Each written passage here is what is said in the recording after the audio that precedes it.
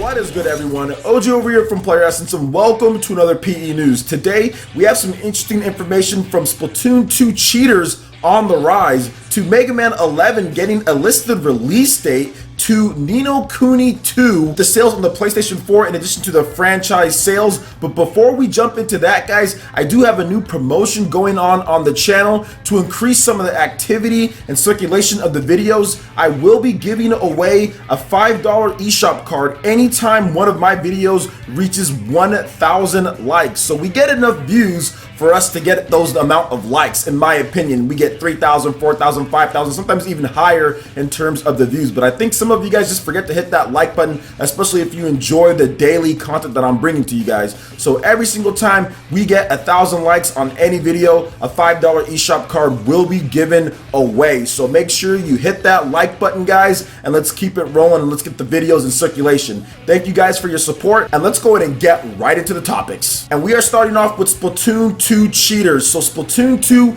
is facing a heavy influx of cheaters. Have you ever been playing Splatoon 2 and you just see all sorts of weird stuff happening that's giving other people the competitive edge over you? Well, unfortunately, it looks like it's not just them being better than you. Some of these people are actually cheating in the game, and it's coming out in full force. Heck, we had PE Arena the other day with Splatoon 2, and it definitely seemed like people were cheating when it comes to the combination of weapons and what they were doing. Some users are reporting overpowered weapons are just flooding in. I mean, there's even users with weapons that have properties of other weapons, which when combined makes it almost impossible for the odds to overcome. Now, Nintendo has not addressed the issue. There hasn't been anything that's said publicly, but I'm pretty sure that they're seeing this or they know about it at this point. It's pretty obvious, especially after the Splatfest. And here's the thing, guys, a lot of people take Splatoon 2 very seriously. It is a game with a really big audience. Over 6 million people have purchased this game. There's probably millions of people playing the game online, and there's probably a lot of cheaters out there, which I've played the game and I've just seen crazy stuff happen to me, or I literally die in like half a second. I get like grazed with like a little splatter of ink and I am dead, or there's just these combinations that you're like, what? How'd they get that? Or how'd they do that? You know, so that's the one thing that's been going on with Splatoon for a bit, but it seems like people are really getting into this now. The stakes are getting higher and higher with these Splatfests coming out, and people just have nothing better to do. Obviously, these people are somewhat losers who are sitting there and hacking or cheating, but that's why Nintendo really has to get this stuff under control, ban these people that are hacking their switches, ban these people that are going in there and tinkering with settings when it comes to Splatoon. It should know what can be made with the combinations and what couldn't. So we need to start seeing some ban hammers coming down when it comes to Splatoon 2 in order to preserve the integrity of the game. When you're trying to get to the X rank and when you're trying to just kind of level up with your buddies, you can't have cheaters in there. Now here's the thing, guys, there are cheaters in pretty much every single competitive game. Rainbow Six Siege has cheaters, Halo has had cheaters, like Call of Duty has cheaters, Battlefield has cheaters. But I just think that with Nintendo, this is something kind of new, right? Nintendo has had cheaters before, but Nintendo's just never had that type of hardcore online competitive game that people have been grinding out for years. But Splatoon is one of those, with the first Splatoon on the Nintendo Wii U, now this Splatoon here. So we really got to see something happen, guys. We really got to see something happen, and hopefully Nintendo takes notice of this, because this is a serious matter and cheaters should definitely be banned. So what do you guys think about this? Do you feel that you've fallen victim to people cheating online? I know G5, you're probably one of those like, yeah man, that's happened to me a number of times.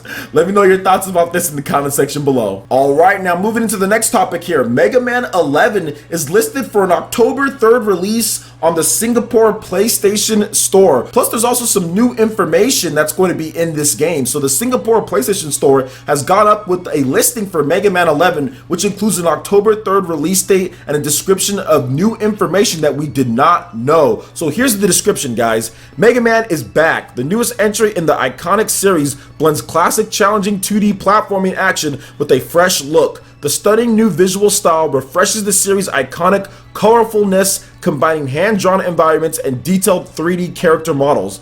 To save the day, the Blue Bomber must battle robot masters and take their powerful weapons for himself, which now changes the hero's appearance with new levels of detail. The innovative new double gear system lets you boost Mega Man's speed and power for a new twist on the satisfying gameplay the series is known for. A variety of difficulty modes makes this the perfect opportunity to experience Mega Man for the first time. So let's talk about this here. I think that the listing is definitely accurate. But Capcom hasn't given any release date or anything when it comes to just late 2018. So I guess you could put October, that is 10/2018. That's a late 2018. But we don't know if this is going to be accurate in terms of that. Now, what we do know is that Mega Man 11 is coming to the PS4, Xbox One, Nintendo Switch, and PC. We just don't know if this Singapore listing is confirmed via Capcom Japan and Capcom of America and all of that. Now, I'll say this. If this does drop on October 3rd, that's going to be a little bit rough because, guys, October is Battlefield, Call of Duty, in addition to Red Dead Redemption 2. So it would be releasing before all of those,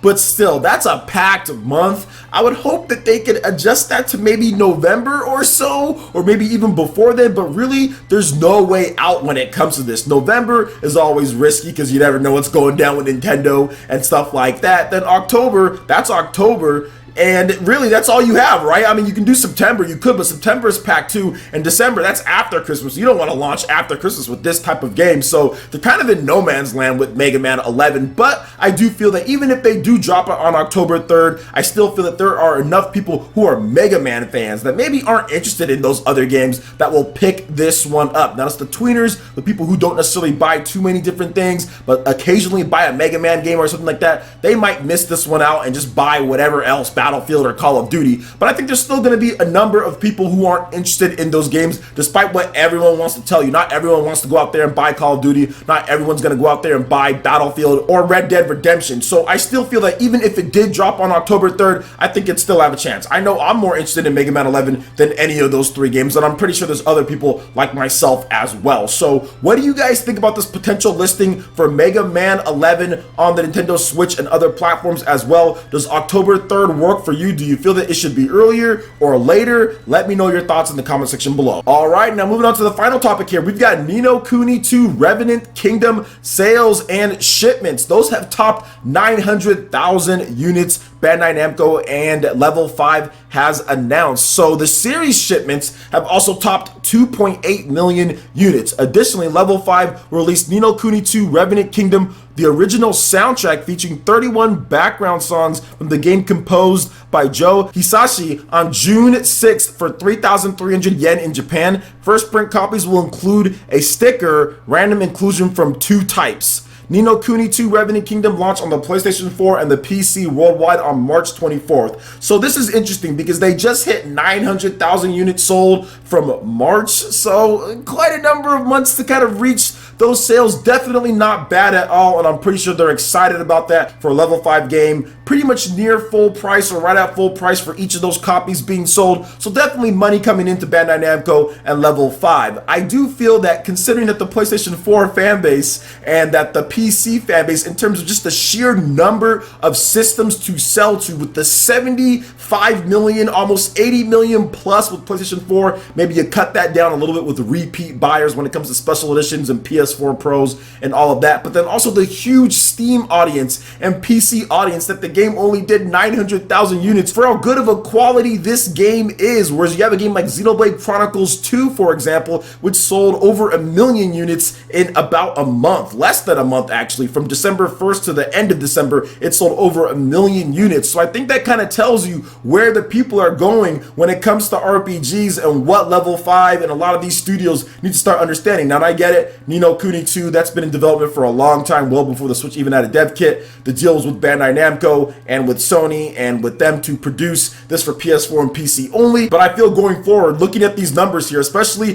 Valkyria Chronicles 4, I don't think that game even did as well as this. Looking at the numbers going forward, definitely making sure that you include the Switch when it comes to Japanese RPGs, I think has to be a must if you want to really sell some bigger numbers than this, because 70 million plus or 80 million, however much you want to add it in when you count in PC, for the quality of game this is, I feel is just a little bit low if you're just comparing that to other games as well, such as stuff like Persona 5, for example. Even I talked about that being low for how high of a quality game that it is. I think that it should have sold more than that. And if you compare it to Xenoblade Chronicles 2, which is more comparable in terms of Metacritic wise, and Xenoblade Chronicles 2 definitely did better in the same time frame, actually way better in a less of a time frame. So it is one of those things where I still like Ninokuni 2, guys. I played a lot of it. I streamed it for you guys. I think it's a fantastic game. You should definitely pick it up. If you're into action RPGs, it's definitely a very fun and interesting game to play. But what do you guys think about the Ninokuni 2 sales in addition to the Megaman 11 listing? Do you think that's real October 3rd? Do you think it's going to be something else? And also the influx of Splatoon 2 cheaters. How do you think Nintendo's going to handle this problem?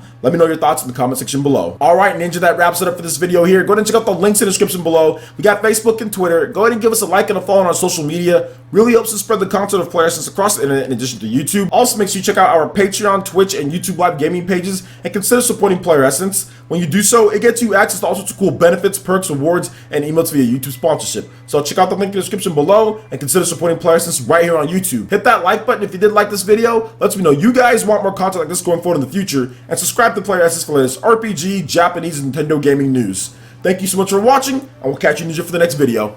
Peace!